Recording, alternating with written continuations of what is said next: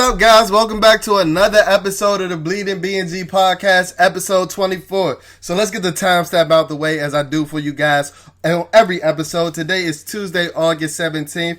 And let's get this out of the way. We're going to try something new. So if you're watching us on YouTube, be sure to like, comment, and subscribe. Be sure to like, comment, and subscribe to Bleeding BnG, Bleeding Burgundy and Gold, because we aim to be your number one content hub for everything Washington football team. So we have our podcast platform, we have our social media pages, and be sure to comment, like, and subscribe on YouTube. All right, guys, so we got to touch some housekeeping notes before I get into our preview against the Cincinnati Bengals. So remember, guys, as I said last week, we're getting into game reps. You know, us Washington football team podcasters, we got to have our game reps like the football team in preseason. So we're getting used to how I'm getting used to how I'm going to be pushing out content during the season. So be looking for 2 episodes a week. I didn't get a chance to push a recap episode of the Washington football team's loss against the New England Patriots onto my own platform, onto my YouTube channel and things like that. But I actually got a chance to recap that game with Big Doug and the Big Douglas Show. He has it over there with his guy, rapper Big Pew from Little Brother. And I had an amazing time. So be sure to check that out on his page and all podcast platforms as well. The Big Douglas Show. Thank you for having me on your show, Doug. I had an amazing time. We got to chop it up. And everything that you need to know about my thoughts on the Washington football team loss against the New England Patriots, you can go tap into that episode. I'll give you one thing right now, though. Dustin Hopkins must have the Wilkinson report. He must have the real Wilkinson report, because I don't know how he still has a job. We've been going through this for Dustin Hopkins going on 7 years now.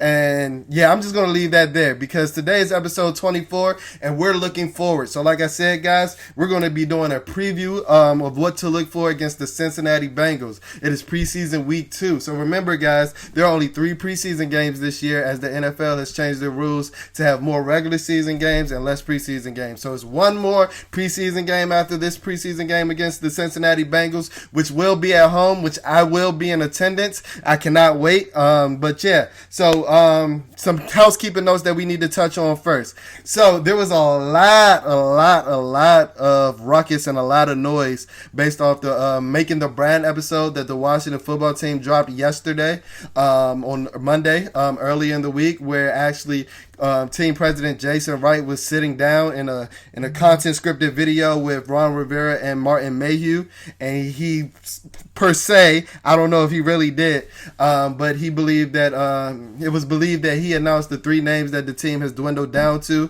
for the new unveiling, which is set to be unveiled in 2022, and it caused a ruckus among the Twitter world. And I actually made my name yesterday with some of the tweets that I was putting out in the Twitterverse. So, guys, Bleeding BnG, we're rising up in the Washington football team community. If you haven't noticed, we're on your favorite podcasters' episodes. We're collabing with guys on YouTube, on other podcast platforms, and things like that. We're pushing out this content. So remember, be sure to subscribe and tap into everything Bleeding BnG, because we're looking to be your number one hub Washington football team. Mentioning that, actually, the tweet that I made regarding the Washington football team's Making the Brand episode, and I'll insert it here for my for my YouTube fam watching this on YouTube, so you can see the tweet. It was actually talked about on the B. Mitch and Finley show today on 106.7 The Fan. Now listen, let's consider our source here. This is from at Bleeding BnG. This person is a huge Washington football team fan. I've communicated with this person on Twitter. We've gone back and forth a few times. Seems like a nice enough person. I don't know the name, so forgive me. But this is at Bleeding BnG, and take from this what you want, Landfill. At Bleeding BnG says, I've watched this video entirely too many times. Commanders, Wolves, and Washington football team / club were definitely the 3 names Jason mentioned.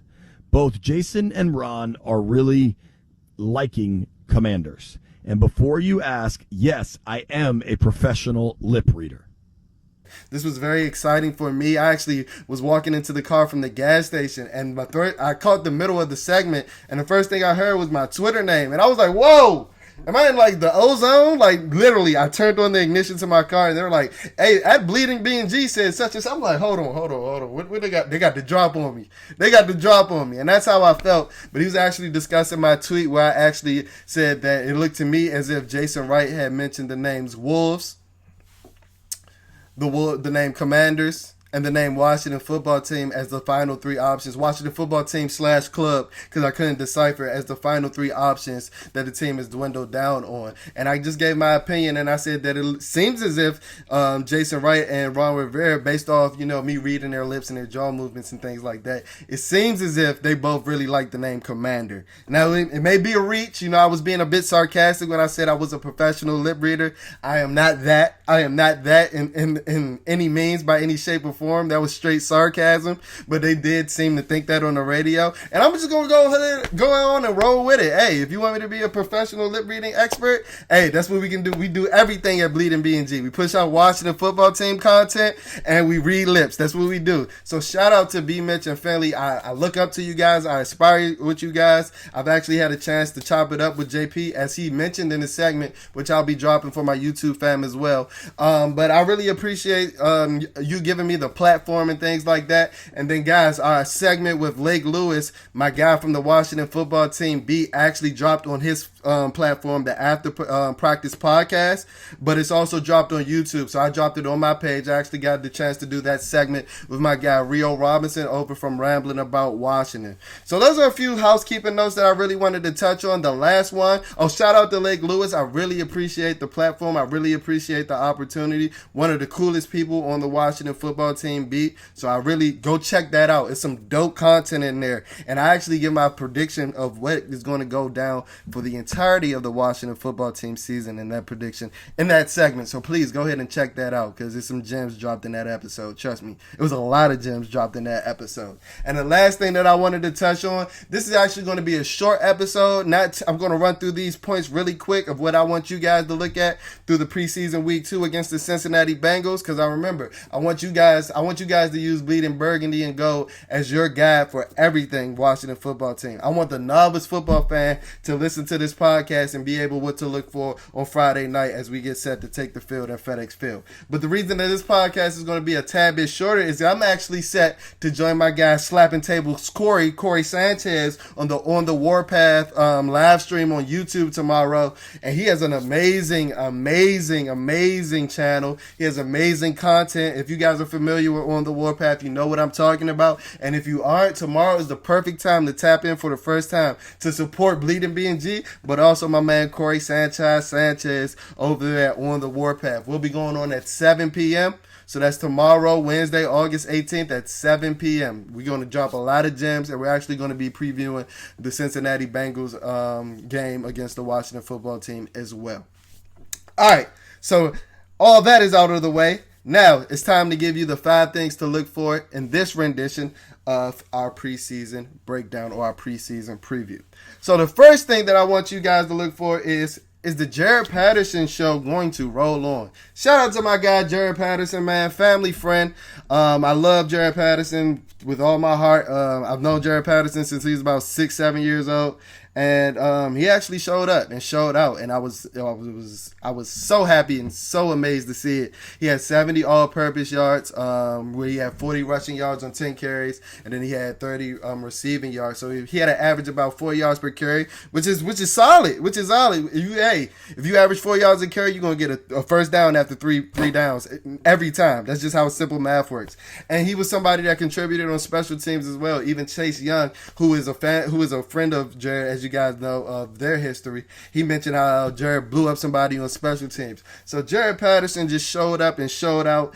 I think that his play was kind of the result of Lamar Miller being cut on Sunday, right after the next practice that the Washington Football Team had after the game, because Jared Patterson showed some things that I didn't even know. I knew he had it, but I didn't know that he had it on an NFL level. Like the catch he had out of the backfield on the sidelines to get them down to to the 2-yard lines. That was an amazing catch, but you have to get low to the ground, get your arms and your hands up under the bar to secure the catch, and that's something that he didn't really show and exhibit a lot at Buffalo. So he really showed up and showed out. And then I know it was mentioned throughout Washington football team reporters and things like that over the course of the last couple of practices that he's starting to take return duties on kick and punt return, which I am ecstatic to hear, because one of the first comps that Coach Rivera gave you when we first signed Jared Patterson after the draft was Darren Sproles. And if you know, Darren Sproles was a special teams demon. He gave it to you any which way it was. If you go look at Darren Sproles' all-purpose yards,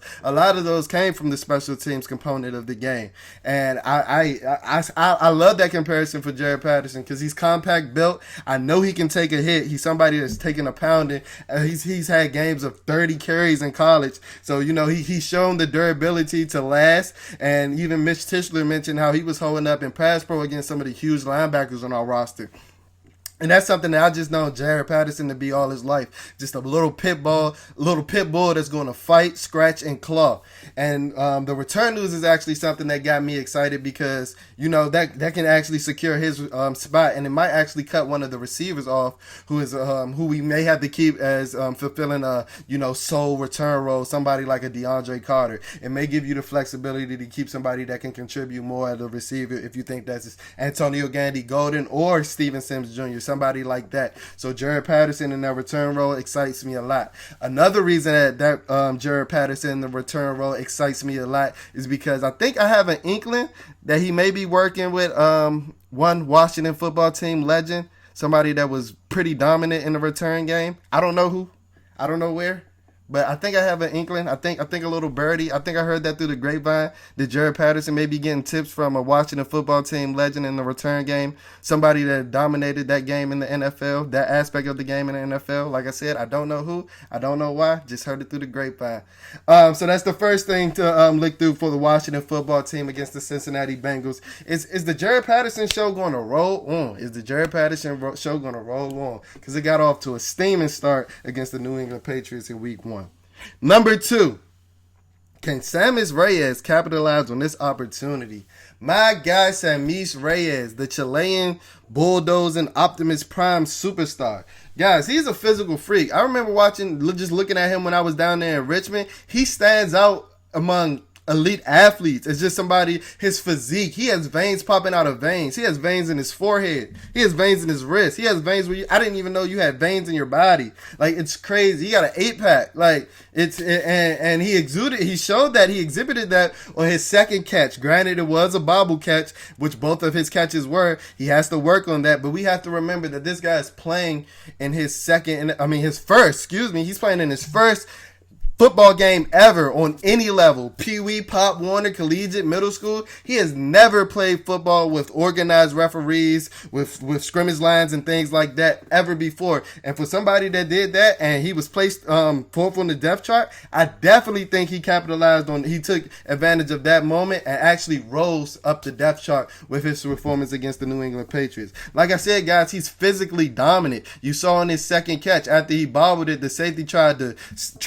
hit him low, and he knocked the safety out. I don't even think Sammy saw the safety, and he still knocked him out. And he popped right back up. It's like hitting a brick wall. And this is a guy like we've talked about before who has freakish workout numbers, running a 4.6 with a 40-inch vertical with over 30 reps in the bench press of 225 pounds. Guys, this is the type of guy that you want to develop and you want to keep in your program. If you guys can remember in the final 53-man projection that I actually had Sammis making the roster because due to the fact that we signed him to a contract, we would have to release him, and I doubt that he makes waivers because those type of athletes just don't grow on trees. They just don't grow on trees. And the reason that I mentioned is he able to capitalize on this moment is because guys that were ahead of him on the depth chart in the first initial depth chart release, guys like Tamarick Hemingway and Ricky Seals-Jones did not stand out in the least bit in their game against the New England Patriots. Ricky Seals-Jones, he's more of a receiver built in the first place, I don't think that he's going to give you much in the run game, so he has to be quasi-dominant in the pass game, and granted it was a tough catch, but he dropped the catch in the end zone, and then a guy like Tamarick Hemingway, I don't know what to say. I actually had high hopes for you because you were looking pretty good in Richmond. I think Chase Young had lit that fire under your belly, if you know what I'm talking about, with the little training camp spat that you guys had. But you actually came out and performed in those practices after so well that it actually had me thinking, is he going to overtake John Bates for the tight end 2 role? And that's actually what he was listed on the depth chart. But he had a pitiful poo performance against the New England Patriots. Now, I do want to give him an out, and I mentioned this yesterday on my Twitter page. I think that he played half of that game with a concussion. Because if you go look back at the 6:50 mark in the second quarter, when Taylor Heineke threw him a 50-50 ball, and he fell on his head, he laid down for about 3 seconds, then popped up. And his play was terrible from then on out. He was getting ran over in pass pro. He was getting ran over run blocking. It was horrible. It was horrible. It didn't look like anything like the guy that I saw in Richmond. And I don't know if it was due to the concussion. I think it was, though, because now he's in the concussion protocol, which is unfortunate for him, because I think he's in a position now where he's battling for his roster spot, especially with a guy like Sam Meese taking over when he went down. A guy like Sam Meese, what Coach Rivera said, he might actually be the most physical blocker on this team. Listen to what he said, guys. And Coach Rivera isn't a guy known to blow smoke. I do think that he's kind of wanting to motivate the other guys because he wants those other guys to work as hard as Sam Meese is. If you guys have seen on the beat and on Twitter reports and things like that, this is the guy that's catching on the jug machines after practice. It was a viral video going out yesterday where he was working on his blocking techniques after practice. And if a guy wants it that bad, this is the guy that was driving DoorDash to make ends meet while living up here, trying to become a Washington football team member. Remember, he said this is the only team that he really wanted to play for. So you know he's going to do all it takes to make this roster. And I love it. I love it. He got emotional in his press conference, and rightfully so, because he's the first Chilean-born football player to ever log a down in an NFL game, even if it was preseason. And he's a motivation to the youth. And I just salute you, Samis Reyes. And I hope that you take advantage of this opportunity, because I see the work that you're putting in, my guy. I see the work that you're putting in, my guy, and I hope that it pays off. So that was the second thing that we're going to look at with the Washington football team's game against the Cincinnati Bengals is, can Samis Reyes capitalize on this moment? On to number three. Jamin Davis. I hate to say it. Jamin Davis. It's just Jamin Davis. Jamin Davis looked very hesitant in the Week 1 opener against the New England Patriots. And it's something that I noticed on film, but on his college film at Kentucky, but I think that I let his athletic traits, kind of oversee what I was seeing in film, which we can do in the draft process, which a lot of evaluators can do. By no means am I evaluated, but which a lot of normal people can do once they see that a guy's running 4.3 speed. He may look like he's reading that play a little faster because he's possessing 4.3 speed and things like that. But if you go back and watch Jamin Davis's film at Kentucky, he wasn't necessarily a downhill thumper at all. And my thing with him transitioning to the Mike linebacker position is that that's the position where you need your enforcer on the defense the most. I think that he has the athletic traits and the physical capabilities to do it, but I think that he's not mentally processing the plays, and the play recognition isn't coming to him as fast as it needs to be to excel at a middle linebacker role in the NFL. And it was kind of bothering me. One thing that I did notice, and I do want to commend him on, is I did see him getting better later in the game, because the first couple of snaps were rough with him and John Bostic. I do not think that John Bostic can play that strong side linebacker role at all. He just doesn't have the speed. I don't think he can play the weak side linebacker at all either. If you can see, he was behind on a couple pitches and things like that. That's why I think that they're pairing him with Jamin Davis so that some of his speed can make up for what John Bostic is lacking. But if the mental processing and the play recognition isn't there for Jamin Davis, he's gonna be just as slow as John Bostic, if you can catch what I'm saying. And the thing that really struck out to me about Jamin Davis in the Week 1 preseason opener against the Patriots is that he was actually looking pretty confused in zone coverage as well, which I thought he was elite at on the college level. If you can see him, in college, he looked like he seemed to understand bracket coverages and things like that. He was an amazing hook zone defender, covering the intermediate routes like digs and ends and things like that. He had a couple great reps against Kyle Pitts, but if you looked in the couple of reps that he had in preseason Week 1, he looked just as lost as the other linebackers, and something that we've seen over the course of the last couple of years with the Washington football team with the linebacker play. So that was kind of bothersome to me, especially if he's going to play that middle linebacker role, because initially when he was drafted with pick number 19, I thought that he was going to play the weak side linebacker role. Because he just has the skill set to perfectly fit that role of, that weak side linebacker that's going to play the long side of the field, that's going to be chasing down those pitches and those reverses, that's going to be covering your tight ends and things like that. I didn't necessarily want John Bostic as staying on the field in that middle linebacker role, but that's what I ideally had planned when they drafted Jamin Davis coming out of the University of Kentucky. But then, they inserted Jamin Davis at middle linebacker from day one, which I understand, because like I said, he has all the physical capabilities to be one of the top 5 inside linebackers in the NFL. Like, this is a guy 6'4" who it should be difficult to throw over, who's running a 4.3, who it should be difficult to run away from, right?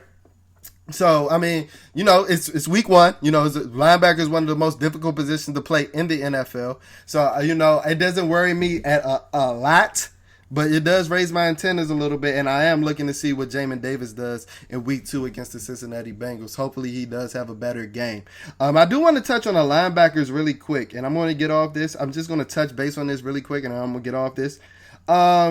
Like I was saying, John Bostic can't if he's not going to play the middle linebacker role where he is a smart player and his instincts is going to, be beneficial. He cannot play the strong or the weak side linebacker role. And if you're going to keep Jamin Davis at that middle linebacker role, which I don't mind, which I think he can excel at, we need to bring in a guy like KJ Wright. We need to bring in a guy like KJ Wright, who is still on the waiver wires, who is still a free agent, who is still a dominant player.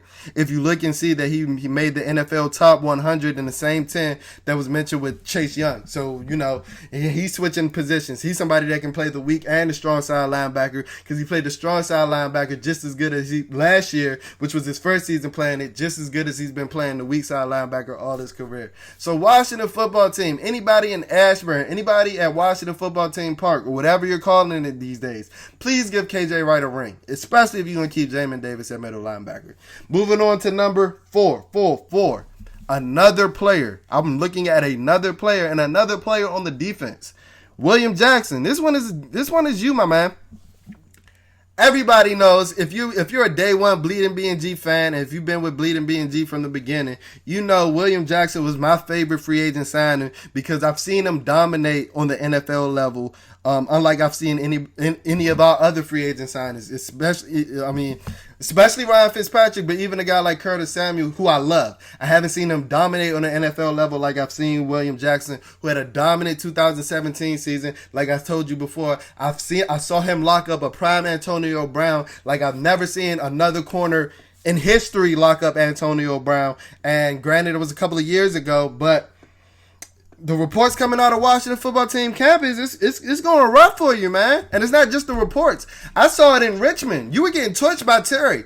But now the reports are saying you're getting torched by everybody, bro. William Jackson, what's going on? Are we going to have to change your name to William Norman?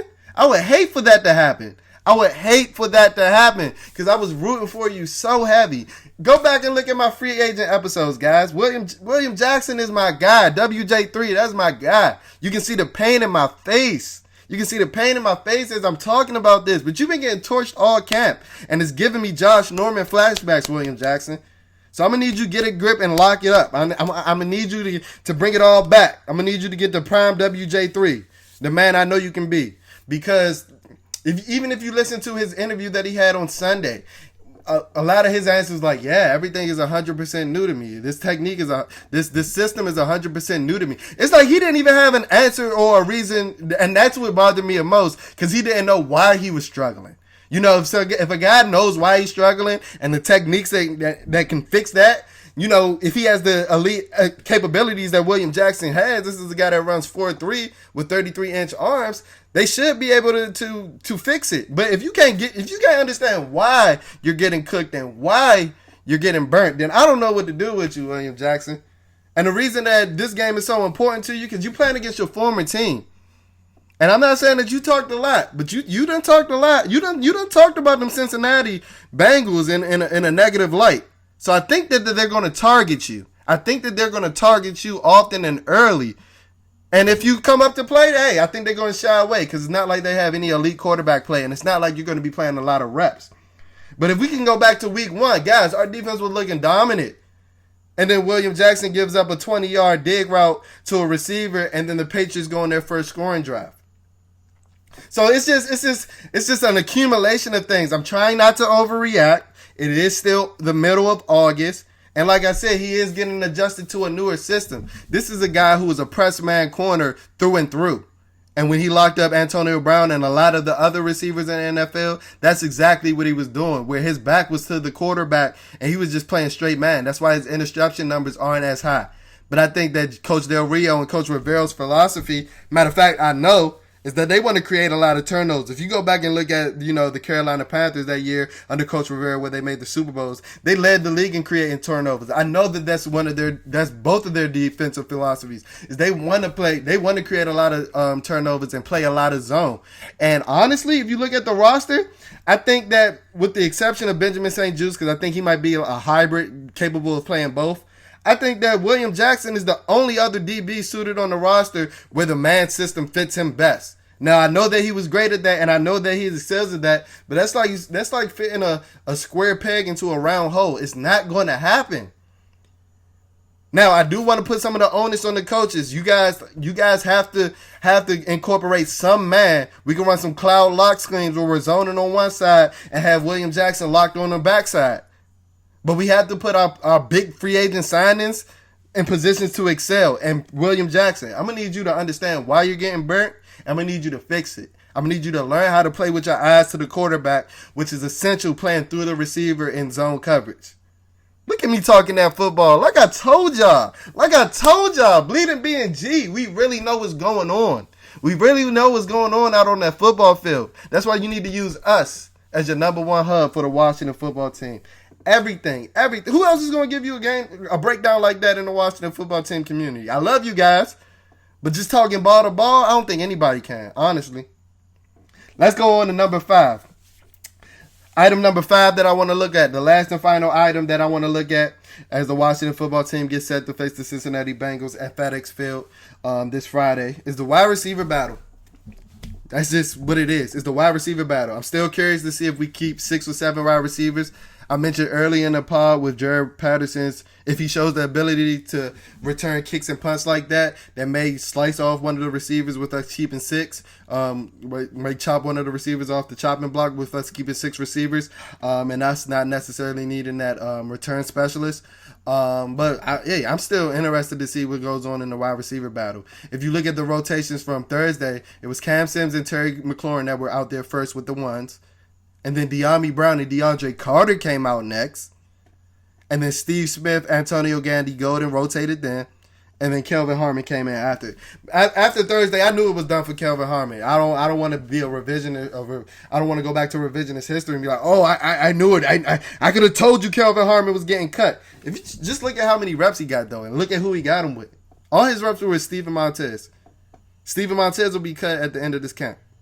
I love Kelvin Harmon. I thought that he came back pretty good from his ACL. He looked pretty decent in Richmond, but he's been getting 14 reps all camp.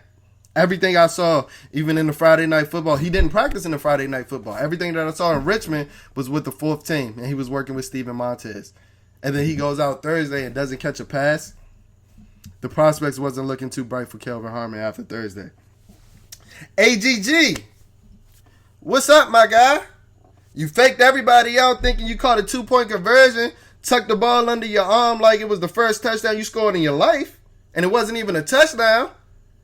Y'all see my man AGG really hold that ball and wasn't letting it go? He dabbing everybody up with the left hand, with the disrespectful left hand, just keeping that ball in his right, because he's like, because he know he might not get one of those again. I haven't really been impressed with AGG throughout camp, guys. It's just the coordination doesn't seem there. He seems stiff. He doesn't seem loose in his hips.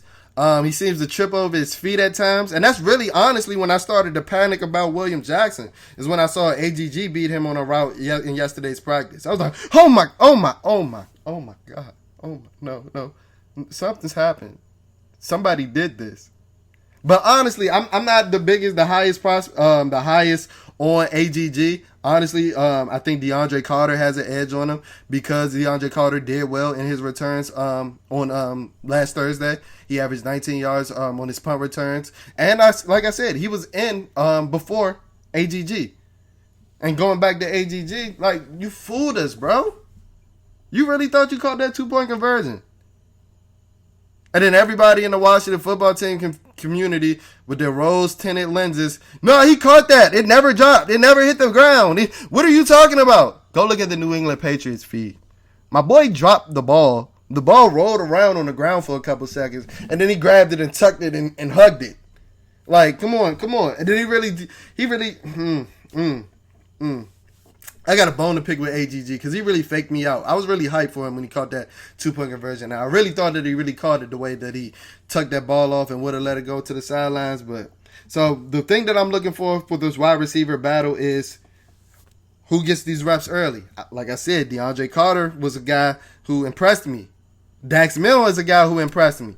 Dax Milne is a guy who's been getting sporadic first-team reps throughout this week, so he impressed Ron as well, not only on offense but in the return game. I think he averaged 19 yards on his punt return as well. Steven Sims Jr., while he did have a good catch, didn't really do much on his punt return, and it's kind of what we've been seeing for the last year out of Steven Sims Jr. So, I mean, hey, this wide receiver battle is in flux. Do we keep 6? Do we keep 7? Who do we keep? I'm letting you know now. Terry McLaurin, Curtis Samuel, Adam Humphries, De'Ami Brown, and Cam Sims are locks. These other guys, they can battle it out. And the one thing I do want to touch on, the prospects of my 53-man projection. While I do have some hits I'm proud of, a guy like Isaiah Wright is not looking too good for you. See, I didn't even mention you in the wide receiver battle. I don't think Isaiah Wright's making this team, and it's unfortunate because I was a big Isaiah Wright fan coming out of Temple, and in the limited things that he showed you last year, I thought he had potential. I thought he had an NFL body.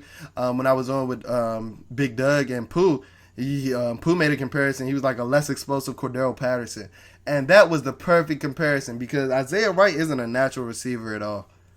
If you look at his route running, it's sloppy. He doesn't use a lot of stems. He's like a tweener, and he's not the fastest. So I mean, we'll go back to my 53-man roster projection when final cuts do happen. But I just wanted to touch base on that. And we're going to wrap up with that. Like I told you guys, this is going to be a short, quick episode because I am going on the warpath to preview this game with my guy Corey Sanchez tomorrow at 7 o'clock. Be sure to tune into that. Be sure to tap into our social media pages. If you're following us, if you're listening to us right now, we're on all podcast platforms. If you're on YouTube, you can search Bleeding Burgundy and Gold or search my name, Jalen Morgan, and all of our content will pop up. Please tap into our social medias. Our Instagram is at Bleeding BnG. That's BLEEDING BnG, and I'll leave the tag for my YouTube fam to see. And our Twitter is at Bleeding BnG, but the spelling's a tad bit different. That one's BLEEDIN BnG. And like I said, guys, football season is here. We're looking to push these episodes out to you and get you as much content as possible. Use us as your number one content hub for everything Washington football team. If you like this episode, be sure to subscribe. Be sure to tap into our social media pages. We make at least one post every day. And we're very active on Twitter, as you can see. So please be sure to check into the Bleeding BnG podcast. Thank you guys for listening to this one. I'll tune into you later. Peace.